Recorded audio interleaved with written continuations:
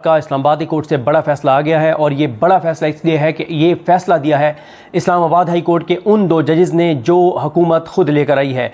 ये दो वो जजेस हैं जिसमें एक जस्टिस खादिम सोमरो हैं जिनको सिंध हाई कोर्ट से ट्रांसफ़र करके लाया गया, जिनकी ट्रांसफ़र का फैसला Azam Nazir Tarar, Aamir Farooq, chief justice Islamabad high court justice Aamir Farooq, justice Jahiya Khan, Shehbaz Sharif, Zardari और जस्टिस शफी सदीकी, इन सब ने मिलकर ये फैसला किया कि इस्लामाबाद हाई कोर्ट में जस्टिस खादिम सोमरो को लाना है। और इन सब ने 72 घंटे के अंदर अंदर सारे एक कदम पे, एक पाँव पे खड़े हो गए और 72 घंटों से भी कम में ये पूरा प्रोसेस शुरू हुआ, ख़त्म हुआ और इनको ट्रांसफ़र किया गया। छुट्टी के दिन इनकी ट्रांसफ़र का नोटिफिकेशन किया गया। इतने ये यानी हुकूमत इतना इनको चाहती थी जस्टिस खादिम सोमरो को। उसके बाद दूसरे जज हैं जज जस्टिस आज़म खान, ये सेशन जज थे और इनके पास इमरान खान और पीटीआई के कुछ केसेस लगे, उसमें आपको पता ही है कि क्या होता रहा। और उसके बाद इनको भी इस्लामाबाद हाई कोर्ट का जज बनाया गया। इन दो जजेस पे मुश्तमिल ये बेंच था और फैसला था 9 मई का। 9 मई में एक केस था जिसमें कहा गया कि 9 मई को पीटीआई के 40-50 लोग गए और जाकर उन्होंने जो थाना रमना है उसको जलाया है, ये कहकर इन्होंने पीटीआई के 40-50 लोगों पर केस बनाया। उसके बाद जिस तरह से केसेस के ट्रायल चले, ट्रायल चलाने वाले जज थे ताहिर अब्बास सिपरा साहब। ताहिर अब्बास सिपरा साहब ये भी पहले सेशन कोर्ट में थे और वहाँ पे जिस तरह से केसेस चला रहे थे, उसके बाद इतने पसंद आए हुकूमत को कि इनको इंसदाद दहशतगर्दी की अदालत का जज बना दिया गया। फिर हुकूमत को जब ये पसंद आए और उन्होंने इनको इंसदाद दहशतगर्दी की अदालत का जज बनाया तो फिर इन्होंने हुकूमत की तौक़ुआत में पूरे भी उतरे। इन्होंने पीटीआई के MNA अब्दुल लतीफ़ चित्राली, साबिक MPA कैलाश वजीर, इसके अलावा और 8-9 लोग थे जिनमें आज जिन 4 के हवाले से फैसला आया है, सुहेल खान, शाहजेब, मीरा खान, इकराम खान, इन सब को इन्होंने 4 साल से लेके 15 साल तक जो है इन्होंने सजाएं सुना दी। और उसके बाद आज इस केस की अपील जो थी उसमें 4 जिनको मुजरिम करार दिया गया था उन 4 को बाइज्जत बरी कर दिया गया है। और इस्लामाबाद हाई कोर्ट के उन 2 जजेस ने जिनको हुकूमती जजेस जिनको कहा जाता है कि हुकूमत इनको लाई है, जिनको कहा जाता है कि हुकूमत को ये पसंद है, जिनके बारे में कहा जाता है कि हुकूमत चाहती है कि हमारे केस ये सुने, ये वो जज हैं जिनको लाया गया कि इस्लामाबाद हाई कोर्ट के जो 5 जजेस हैं, मुसरत तरकियानी साहब, तारिक महमूद जहांगीरी साहब, सरदार इजाज इसा खान साहब, बाबर सत्तार साहब, समन रिफत इम्तियाज साहिबा, इन 5 जजेस के पास केसेस ना लगे और इन जजेस के पास लगे जिनको हुकूमत या तो ट्रांसफर करके लाई है जस्टिस जाहिया खान के साथ मिलके, या जिनको डायरेक्ट जो है वो वकील से जज बनाया गया है, इनके पास लगे। तो आज इन 2 जजेस का जो फैसला है, आप ये कह सकते हैं कि हुकूमत का जो 9 मई का बयानिया है उस बयानिए की पीठ में इन जजेस ने छुरा घोंप दिया है। आज उस बयानिए की कमर टूट गई है। आज वो बयानिया ज़मीन बोस हो गया है। आज वो बयानिया जो हुकूमत बनाया करती थी वो खाक में मिल गया है। और किसने खाक में मिलाया, किसने पीठ में छुरा घोंपा उस बयानिए की? उन 2 जजेस ने जिनको हुकूमती जजेस कहा जाता है, जो हुकूमत को बहुत पसंद है, जिनका चाहती है हुकूमत के ये केस सुने, जिनको हुकूमत कहती है कि ये आज़ाद जज हैं, हुकूमत के मुताबिक हुकूमत के मामले में आज़ाद है। बाकी तो आज़ाद जज आपको भी पता है कौन है, मुझे भी पता है, पूरे पाकिस्तान को, पाकिस्तान के बच्चे को पता है। अब आज जो 4 मुल्ज़मान थे, जिस दिन ये 11-12 लोगों को सजाएं सुनाई गई 4 साल से लेकर 15 साल तक, उस दिन सिर्फ 4 लोग जो है वो कमरा अदालत में मौजूद थे। वो चारों यही थे, सुहेल खान, शाहजेब, मीरा खान और इकराम खान।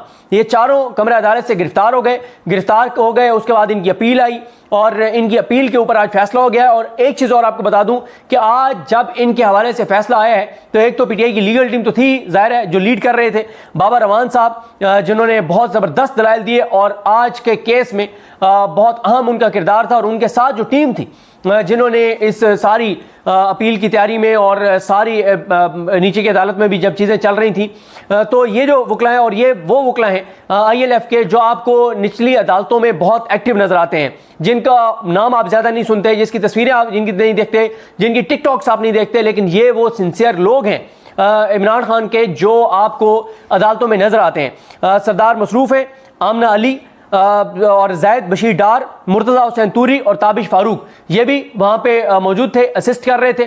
और मेन लीड कौंसल बाबा रवान साहब थे, बहुत शानदार उन्होंने दलाइल दिए।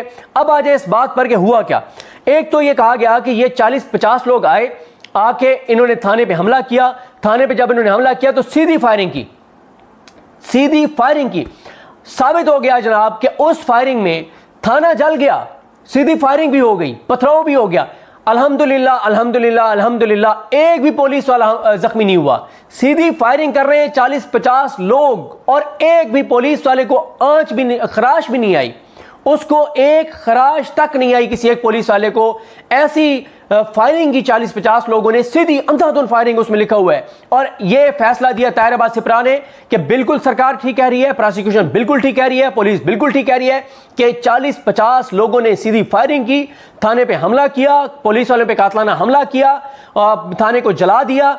लेकिन आज ये साबित हो गया कि ये जो 40-50 जो लोग थे, जिनमें ये 4 भी शामिल थे, ये जाए वकुआ पे मौजूद ही नहीं थे। और इनको ताहिर अब्बास सिप्रा ने 15, किसी को 10 साल, किसी को 5 साल, किसी को 8 साल, 4 साल से 15 साल तक की सजाएं दे दी ताहिर अब्बास सिप्रा ने, बगैर इन चीजों को देखे। और आज ऊपर की अदालत जो है उसने यह फैसला दे दिया है कि ये 4 लोग जाए वकुआ पे मौजूद ही नहीं थे।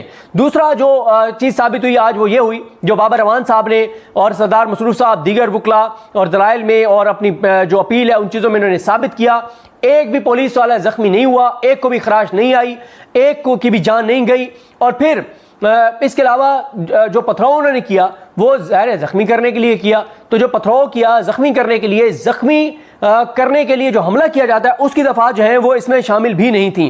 फिर उसके बाद अलीमा खानम साहिबा मौजूद थी कमरा अदालत में। सिर्फ आज अगर तहरीक इंसाफ की जानिब से कोई कमरा अदालत में मौजूद था इन वकला के अलावा तो वो अलीमा खानम साहिबा थी। कोई MNA, कोई MPA, कोई टिकट होल्डर, कोई मुतलका लीडर, कोई मरकजी लीडर आज कमरा अदालत में मौजूद नहीं था। अलीमा खानम साहिबा के हवाले से हमारे दोस्त मुख्तार, जिनको आप देखते होंगे अडयाला के बाहर से वो बड़ा ज़बरदस्त कवर कर रहे होते हैं, वो हैं हसनैन रफ़ीक, उस्मान चौधरी, ये सब वहाँ से कवरेज कर रहे होते हैं अडयाला के बाहर से। और हिम्मत है लोगों की, इतनी शदीद क़यामत है इस गर्मी में, जिस तरह से पूरा दिन वहाँ से कवरेज कर रहे होते हैं। वो ये बता रहे थे कि आज सुबह ATC में भी अलीमा खानम साहिबा गई ताबिश फारूक साहिबा के साथ, और वहाँ पर भी गई। कुछ PTI के कारकुनान की समात थी, वहाँ पर पहले गई, फिर इस्लामाबाद हाई कोर्ट आई और कोई लीडर PTI का वहाँ पे मौजूद नहीं था। अलीमा खानम साहिबा ने पैगाम भेजा बाबर रवान साहब और जो रोस्टम पे वकला थे कि फ़ौरन बात करें। पहले भी उन्होंने बात करनी थी, लेकिन उन्होंने कहा कि इस पर जोर देकर बात करें कि CCTV फुटेज कहाँ है। अगर वो थाना, क्योंकि इस्लामाबाद सेफ सिटी यहाँ पे एक प्रोजेक्ट है, अरबों रुपए लगाए गए, हर थाने, हर अहम इमारत, हर सड़क, हर रोड, हर गली के बाहर तकरीबन कैमरे हैं, अरबों रुपए लगा के लगाए गए। अलीमा खानम साहबा ने कहा कि CCTV फुटेज मांगे। CCTV फुटेज जैसे ही मांगी गई तो प्रोसिक्यूशन ठुस, गिर गए, बैठ गए। कोई CCTV फुटेज नहीं है, किसी कैमरे की फुटेज नहीं है, कोई सबूत नहीं है, कोई दलील नहीं है। और फिर कहा यह गया कि जी तस्वीरें हैं, जो तस्वीरें पेश की गई उनमें भी ना तो उनके हाथ में पिस्टल है, ना क्लाशनकोफ है, ना उनके हाथ में बंदूक है, ना उनके हाथ में डंडा है, कोई चीज नहीं है। और यह भी साबित नहीं हुआ उन तस्वीरों से कि ये 4 लोग वहां जाए वकुआ पे मौजूद थे, और CCTV फुटेज तो बिल्कुल नहीं थी। और यह भी आज साबित हुआ कि यह एक झूठा केस था। बल्कि एक का आपने सुना, शायद अब्दुल लतीफ चतराली साहब ने कहा, उन्होंने हल्फन कहा कि मैंने थाना रमना का नाम पहली बार सुना है, जिस थाना रमना के बारे में कहा गया कि वो जला दिया गया और इन्होंने जलाया है। उन्होंने हल्फन कहा है कि मैंने पहली बार सुना है कि इस्लामाबाद में कोई थाना रमना भी है। ये हालात हैं पाकिस्तान में इंसाफ के, ये हालात हैं जस्टिस याहिया खान आफरीदी साहब की अदालतों के। जस्टिस याहिया खान आफरीदी साहब ने अदालतों को कहा 120 दिन में सजाएं सुनाओ। ताहिर सिप्रा साहब ने कहा मैं सर खादिम, मैं नौकर, आपके हुक्म की तामील होगी। उन्होंने PTI वालों को सजाएं दे दी। आज धड़न तख्ता हो गया उन सजाओं का।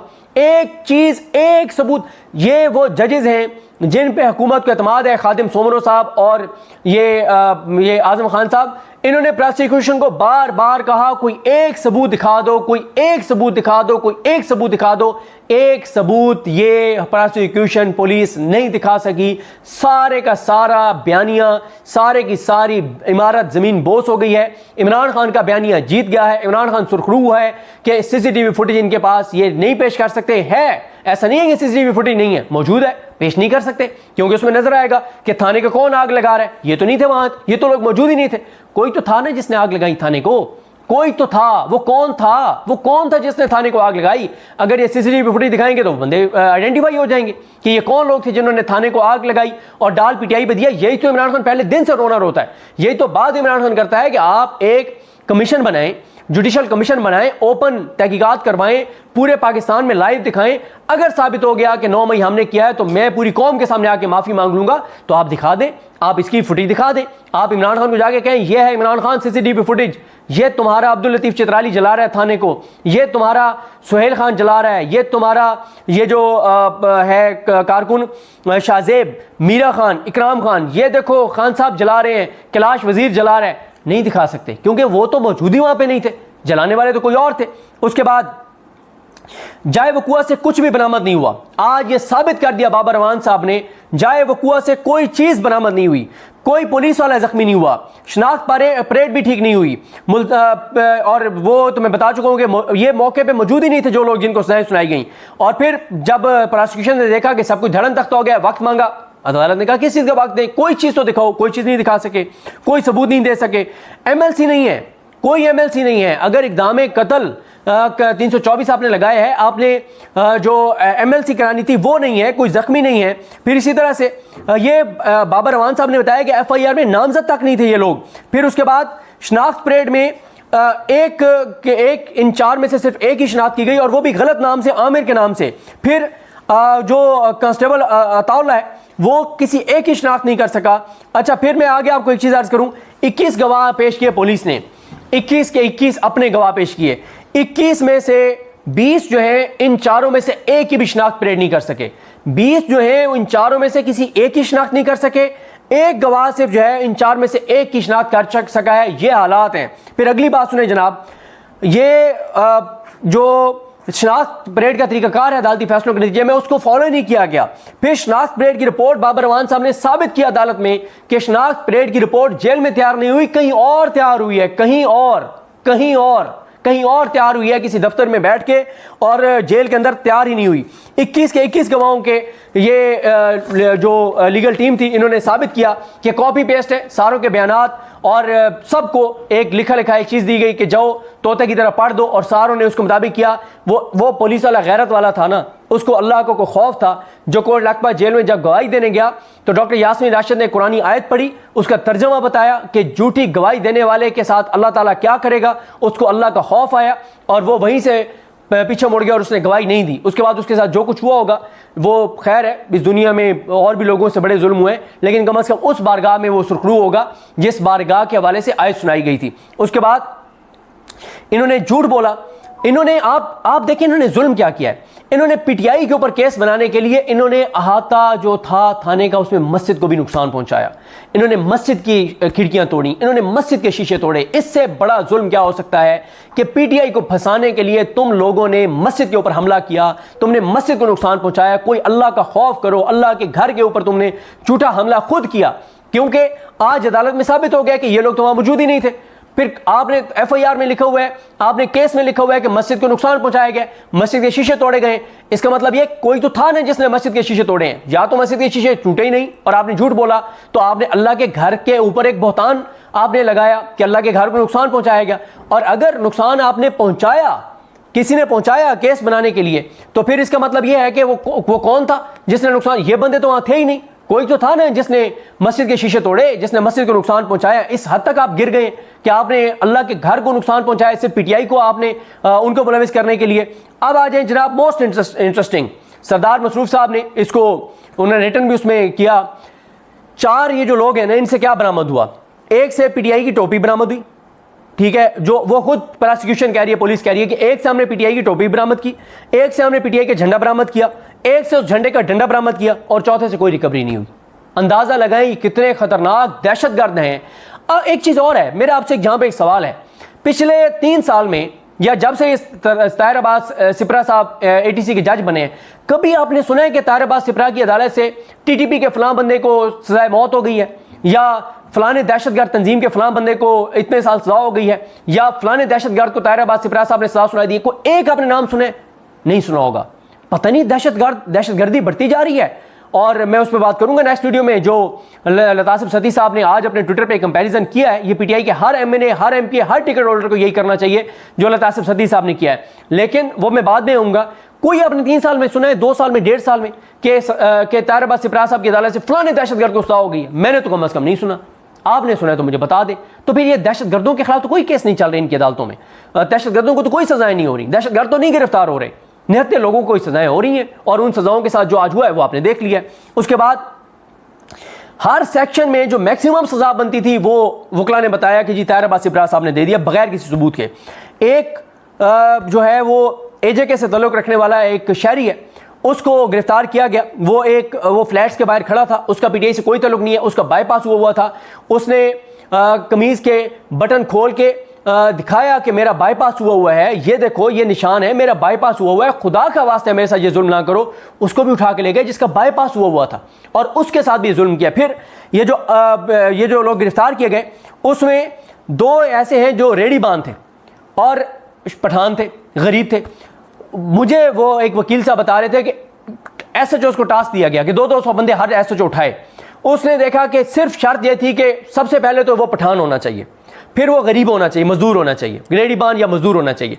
तीसरा, उसके मोबाइल में ना इमरान खान की कोई तस्वीर होनी चाहिए, कोई वीडियो होनी चाहिए, कोई पोस्ट होनी चाहिए। होता यह है कि कई बार आप देखते हैं कि हमें व्हाट्सएप ग्रुपों में मुख्तलिफ पोस्टें आ रही होती हैं और वो हमारी गैलरी में भी चली जाती हैं। कुछ लोग होते हैं उन्होंने सेटिंग चेंज की हुई होती है कि जब तक वो कोई चीज़ डाउनलोड ना करें तो वो डाउनलोड ना हो, लेकिन मोस्टली लोगों ने डाउनलोड नहीं की हुई होती। कई बार आप अपनी गैलरी में देखते हैं तो 30-30, 40-40, 50-50 पोस्टें, वीडियोस आई पड़ी होती हैं क्योंकि व्हाट्सएप ग्रुपों में आ रही होती हैं, ऑटो डाउनलोड हो रही होती हैं। तो इनके जिसके लोगों को जो है वो नाकों पे रोक के देखा गया, मोबाइल चेक किए गए, जिसके मोबाइल में इमरान खान की कोई तस्वीर पड़ी थी, जिसके मोबाइल में अब एक के इनमें से एक के मोबाइल में एक पोस्ट पड़ी हुई थी जिसके ऊपर लिखा हुआ था इय्याक नअबुदु व इय्याक नस्तईन, वो लिखा हुआ था, उसके ऊपर वो गिरफ्तार हो गया कि इसके मोबाइल से एक पोस्ट मिली है इय्याक नअबुदु व इय्याक नस्तईन, और जिसके मोबाइल में इय्याक नअबुदु व इय्याक नस्तईन होगा ना वो इमरान खान का है।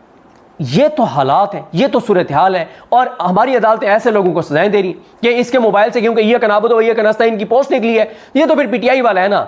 अगर इसके मोबाइल में कोई चोरों, डाकुओं, लुटेरों का कंटेंट होता, कोई मुल्क को लूटने का कंटेंट होता, कोई घटिया चीजें होती, फिर तो ये होता मियां नवाज शरीफ का बंदा। लेकिन क्योंकि इसके मोबाइल में इय्याक नअबुदु व इय्याक नस्तईन की पोस्टें निकली हैं तो फिर ये इमरान खान वाला है, इसलिए इसको तो नहीं छोड़ा जा सकता। और मैंने आपको बताया कि 2 ये जो जिनको सजाएं हुई हैं 2 रेडी बान है जो वहां पर रेडी लगाते थे जहां पर इमरान खान ने वो आई थिंक G10 या G11 में वो जो एक प्रोग्राम शुरू किया था। तो वहां पे तो जाहिर है इमरान खान ने लोगों को रोजगार दिया, तो उनकी हमदर्दियां थी, उनके मोबाइलों में इमरान खान की तस्वीरें थी, तो इस बात पे ये उनका जुर्म बन गया। तो ये जनाब हालात हैं, ये सूरत हाल है। इन 4 को जो 4 गिरफ्तार हुए थे इनको आज बाइज्जत बरी कर दिया गया है और उन जजेस की जानिब से किया गया है जो हुकूमती जजेस हैं, जिनको हुकूमत खुद ट्रांसफर करके लाई है, जिनको खुद हुकूमत ने जज बनाया है, जिनके ऊपर जस्टिस जाहिया खान आफरीदी कहते हैं कि जश्न मनाओ, खुशियां मनाओ। मैं सिंधी बोलने वाला एक जज लाया हूँ, मैं बलोची बोलने वाला एक जज लाया हूँ, मैं पंजाबी बोलने वाला एक जज लाया हूँ। वो कल हमारे दोस्त हैं शफकत अली कुरैशी, उन्होंने पोस्ट की हुई है कि हम रांगड़ियों का क्या कसूर है। रांगड़ी बोलने वाला कोई जज नहीं है, वो भी याही अफरीदी साहब मेहरबानी करें। तो याही अफरीदी साहब को मैंने उन्हें कहा है, शफकत अली कुरैशी साहब को, कि आप लेटर लिखें, आपका राइट बनता है। ये भी देखना पड़ेगा, मेरा नहीं ख्याल को सराइकी जज है, सराइकियों को भी आवाज़ उठानी चाहिए। और भी जो ज़माने वाले हैं, ठीक है, और हिंद को बोलने वाले भी करें, कश्मीरी बोलने वाले, हर ज़बान वाले करें। जाइए अफरीदी साहब को लेटर लिखेंगे, जी आप कहते हैं कि मैं मुख्तलिफ ज़बानें बोलने वाले जज लेके आया हूँ, जस्टिस डोगर, जस्टिस आसिफ और जस्टिस सोमरो, तो खुशियाँ मनाओ, जश्न मनाओ, मैं बहुत शानदार काम मैंने किया है, तो बाकियों का क्या कसूर है भाई? रांगड़ी बोलने वालों को क्या कसूर है? सराइकी बोलने वालों को क्या कसूर है? कश्मीरी बोलने वालों को क्या कसूर है?